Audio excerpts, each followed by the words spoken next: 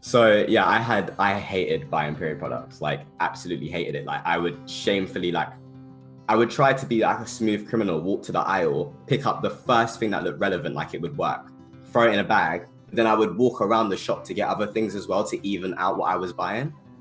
And the joke was, obviously, the person that's selling it to me has no idea if it's for me or not. But the fact is, the internal shame that I know that it's for me was what stopped me from buying it. So I started to ask my mum and my sister to buy it for me, or I would just order it online. I stopped going to shops because it just gave me too much dysphoria. I was like, I can't deal with this. Everything's pink and purple and girly. It's just not for me.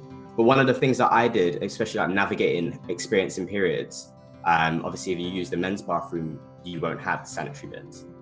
So I started using disabled toilets when I was on my periods. Although it's not the best option, and I kind of felt bad for using a disabled toilet because essentially I shouldn't be in there. It was the only thing I could do because otherwise I was walking around with a period pad full of blood in my pocket until I could find a bin, which would be a general bin, to put it in. So it's just like all of those little like nuanced things makes just like existing as a trans person so much harder. One method that I was told about, which saved my life, was getting like sandwich bags. It sounds weird, but getting sandwich bags and putting sandwich bags inside a bag, inside a bag, inside the bottom of your bag, and just having that until you can go home and feel comfortable dealing with it in your own way. I think it's important, especially for younger trans people who are dealing with kind of the height of their dysphoria.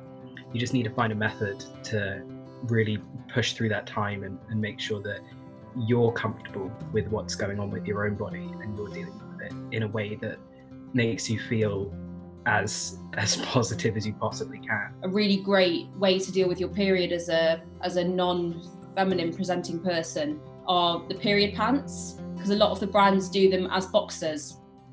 So they feel much less feminine because they're boxers. You pull them on, you take them off, and you don't have any of the potential dysphoria associated with inserting a tampon, with having to look at the blood as well, which I think can really affect people. So if that's something that's accessible financially, I would definitely recommend trying out period pants as well. Especially, I think it's like Thinx and Wooker maybe do boxer type briefs and that kind of thing.